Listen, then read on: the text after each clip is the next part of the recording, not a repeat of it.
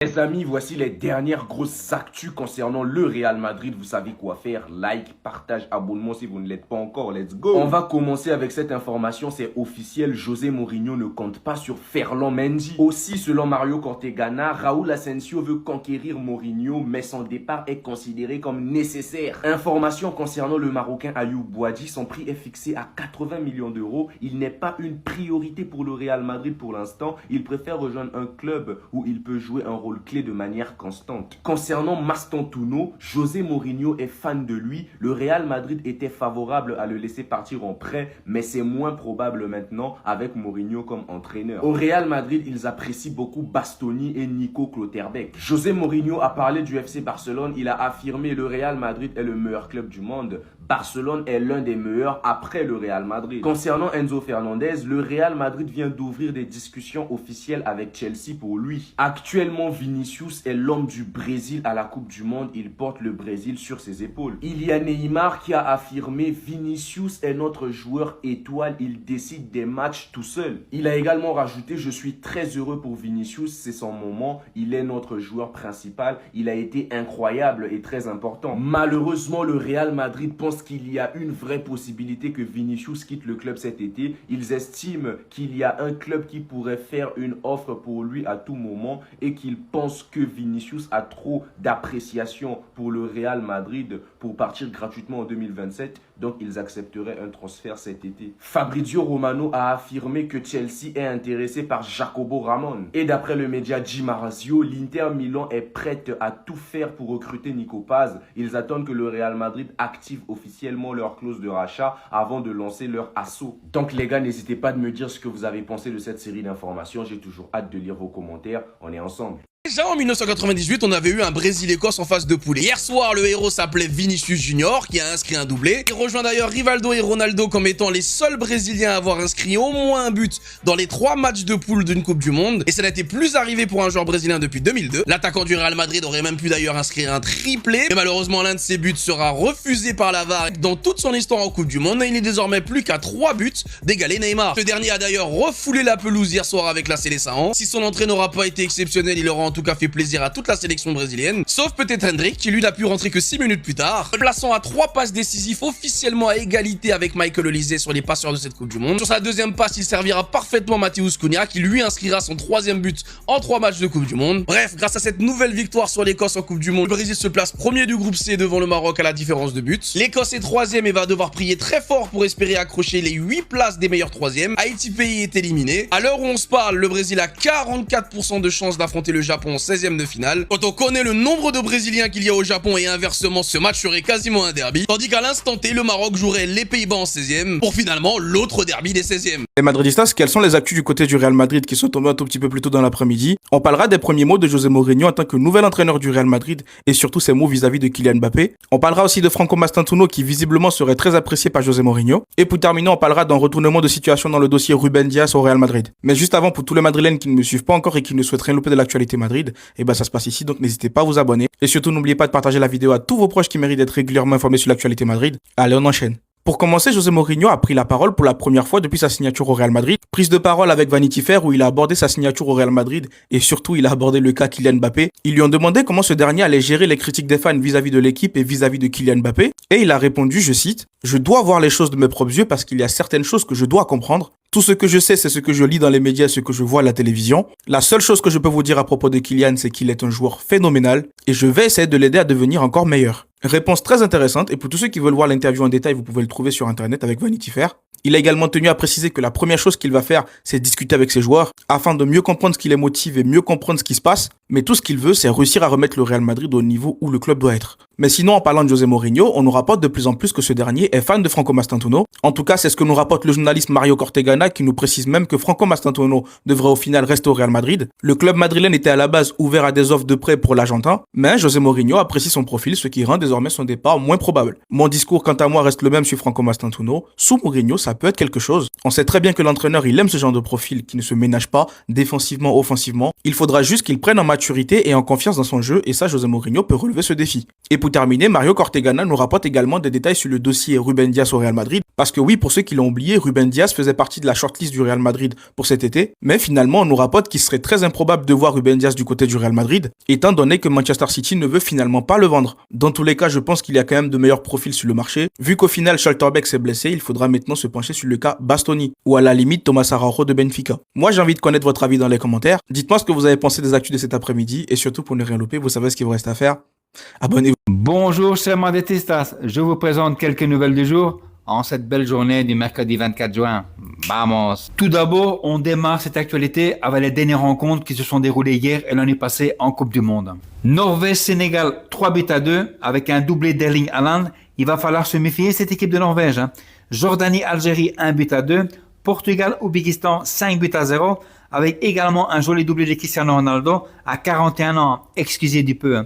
Angleterre-Ghana 0-0, une rencontre que j'ai vue dans son intégralité et j'ai failli m'endormir tellement que c'était ennuyeux. Victoire de la Croatie face au Panama 1-0 et on termine par une victoire de la Colombie face à la République démocratique du Congo 1-0 également. Et la fiesta continue ce soir avec un Bosnie-Herzégovine-Qatar et un Suisse-Canada. Et pour clôturer ce chapitre Coupe du Monde aujourd'hui, Cristiano Ronaldo devient le premier joueur de l'histoire du football à marquer lors de 6 Coupes du Monde FIFA différentes.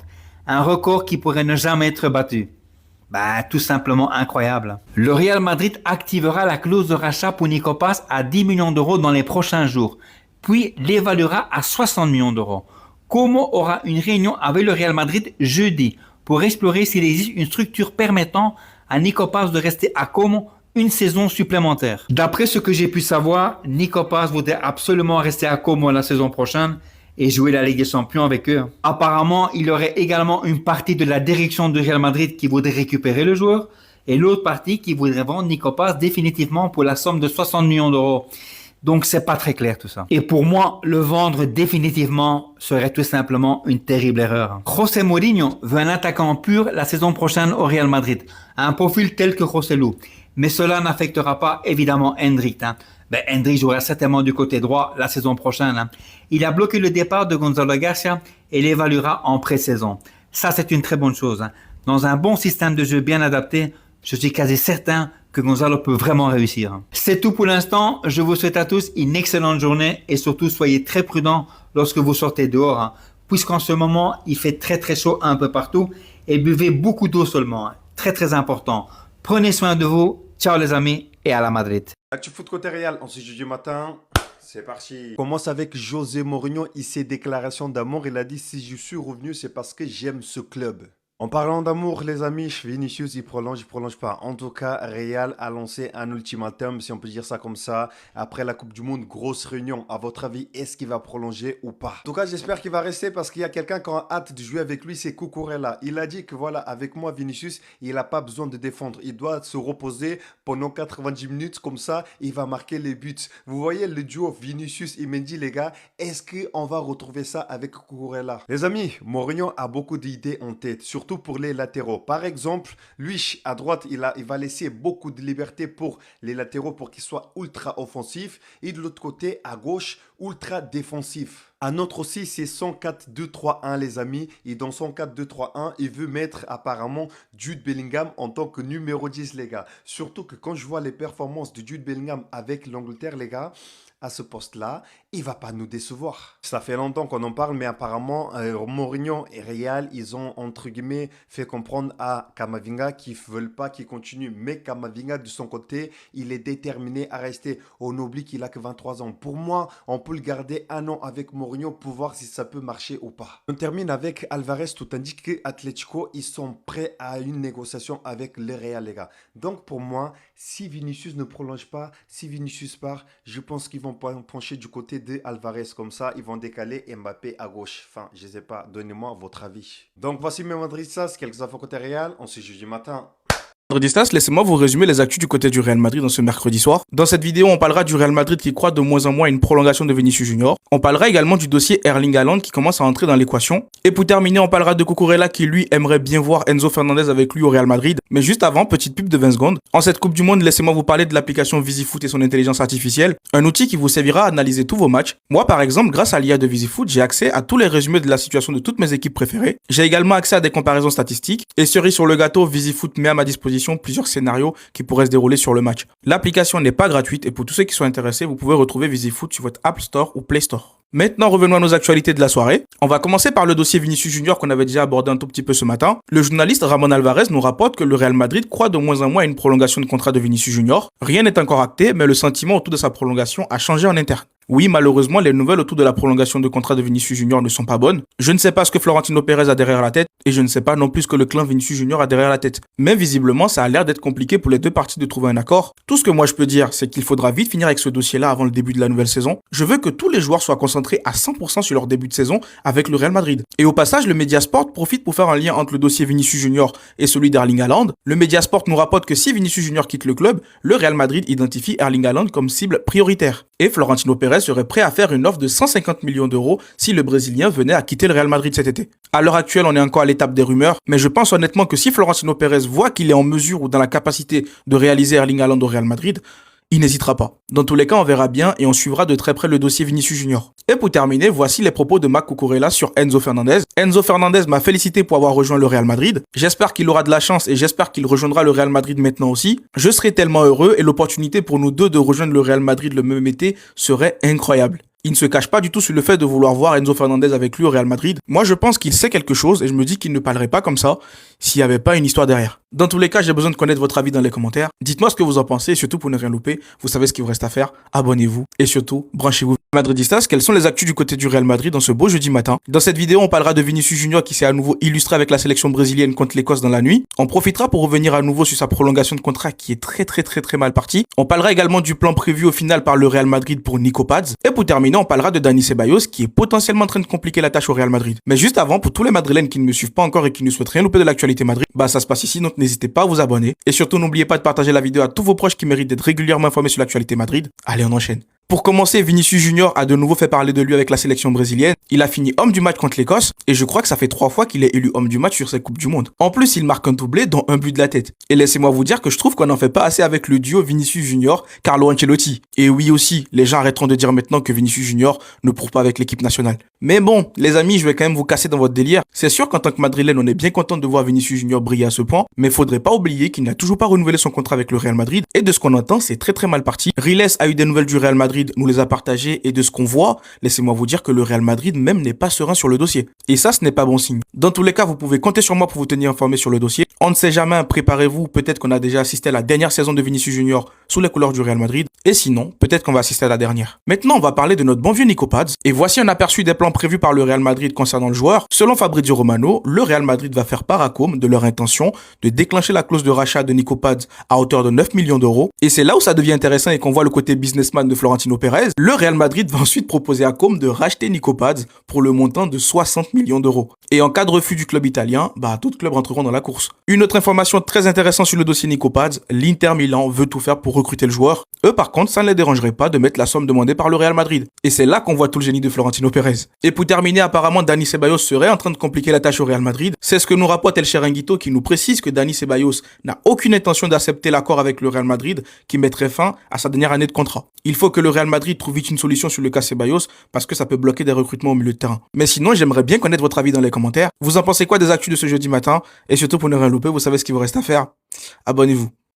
Comment vous avez pu penser que Mourinho n'aurait pas de plan pour le meilleur joueur de Madrid? De l'autre côté, le club ne veut toujours pas donner ses millions à Vini et la situation pourrait s'empirer. Et enfin, le meilleur milieu de la Liga pourrait retrouver un poste qu'il a perdu depuis 2 ans. Mais avant de continuer la vidéo, toi qui me regardes, n'hésite pas à t'abonner, c'est reparti. Comme je vous l'avais dit, le Special One est fan de Franco Masturbinho. De base, Madrid comptait le prêter, mais maintenant que Mourinho est là, il aura son fauteuil sur le côté droit. Concernant Vini qui est en train de nous réaliser une CDM exceptionnelle, ça pourrait mal se terminer. À ce jour, Vini n'a répondu à aucune offre de prolongation du Real Madrid. Le club a donc décidé de fixer une date et si la date elle est dépassée, il n'y aura plus de Vini à Madrid. Avant même de passer à Bellingham, il y a un petit détail sur Mourinho et moi dans ce petit détail, je vois de grandes choses. José Mourinho préfère les arrières latéraux asymétriques, c'est-à-dire que le latéral droit sera beaucoup plus haut que le latéral gauche. Mais le problème c'est qu'à gauche, on a le latéral le plus offensif de l'histoire, Cucurella. Bref, alors que Bellingham nous disait hier qu'il trouve que Mourinho c'est un entraîneur exceptionnel et surtout qu'il est impatient de jouer avec les nombreux transferts qu'on vient de réaliser, on vient d'apprendre que le Special One prévoit de jouer en 4-2-3-1 avec Jude Bellingham en numéro 10. Même si hier face au Ghana son match il a été éclaté, Bellingham en numéro 10 juste derrière son numéro 9, hein, ça va être méchant. Avant que mon téléphone il s'éteigne les gars, n'hésitez pas à me donner vos avis sur Masturbinho, Vini, Bellingham. En attendant, c'était votre gars Silas, mon nouveau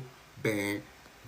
Hier, j'avais pas compris pourquoi Cucurella il a autant sucé Vini. Parce qu'il nous dit Vini, je m'en fiche s'il ne revient pas défendre. Je ferai tout ce qu'il ne voudra pas faire. Je ferai carrément le sale boulot tant qu'il est décisif et frais pour marquer des buts. Mais quand j'ai vu qu'il était le premier joueur depuis CR7 à être homme du match dans les 3 matchs de phase de poule, j'ai vu que le Prince Harry était le seul joueur à avoir plus de buts que lui en 2026. Et surtout que le Ney a reconnu que Vini est maintenant le joueur star du Brésil. J'ai compris que Papi Pérez il devrait carrément lui rajouter des millions sur le contrat. À ce qui paraît, le mec de base en sélection il est pas bon. 4 buts, une passe D, Coupe du Monde, Vinicius Royal. C'est le seul joueur aujourd'hui en Joga Bonito dans cette équipe du Brésil, carrément il se permet de dribbler le gardien. De l'autre côté, c'était le retour du roi, mais j'ai pas pu faire de vidéo parce qu'il fait tellement chaud dans ce pays que mon ventilateur m'a explosé la gorge. Tous ceux qui veulent nous faire comprendre que Neymar, ça y est, il est cramé, tout ça, les gars, on en a rien à faire, on veut juste le voir sur le terrain. Et la compatibilité que j'ai vue entre Vini et le Ney, les gars, à 2 doigts d'avoir le barreau atroce. J'ai énormément critiqué Vini cette saison à Madrid, mais quand je le vois comme ça, je suis obligé de retomber amoureux de lui. En bref, j'espère que Vini et le Ney, ils vont continuer comme ça parce que moi je suis à fond derrière le Brésil. De votre côté, n'hésitez pas à me donner votre avis. En attendant, c'était votre gars Silas pour un nouveau banger. Le Real Madrid a pris une grosse décision aujourd'hui concernant le jeune argentin Nico Paz. Et ben, le Real Madrid a activé la clause libératoire de 9 millions d'euros pour Nico Paz, en gros la clause de rachat. Donc désormais, ils ont donné à Como l'option de l'acheter pour 60 millions d'euros jusqu'à lundi prochain. Donc si Como refuse, il sera placé sur le marché des transferts encore plus chers que 60 millions d'euros. Donc en gros, le Real Madrid va faire de l'achat-revente concernant le jeune Nico Paz, le faire venir pas très cher, 9 millions d'euros, et c'est de le revendre pour plus de 60 millions d'euros. On va prendre cette fois-ci des nouvelles de l'ancien entraîneur du Real Madrid, Álvaro Arbeloa. Donc déjà, il devrait s'engager du côté de Fulham. Voilà, c'est lui qui devrait être le futur entraîneur de cette équipe. Et on apprend aujourd'hui, d'après Marca, qu'Arbeloa envisage de signer des jeunes de la Fabrica. Donc c'est le centre de formation du Real, des joueurs qu'il connaît très bien vu que c'était le coach de l'équipe B. Donc il souhaite les faire venir en Angleterre. Et on finit avec José Mourinho, l'entraîneur qui a remplacé Arbeloa pour la saison prochaine. Et il est en interview aujourd'hui. À quoi est-ce que j'attends avec impatience la Coupe du Monde? Et ben il a dit, je veux que les joueurs du Real Madrid perdent le maximum parce que je veux qu'ils reviennent pour la pré-saison. À noter que la pré-saison sera le lundi 13 juillet prochain.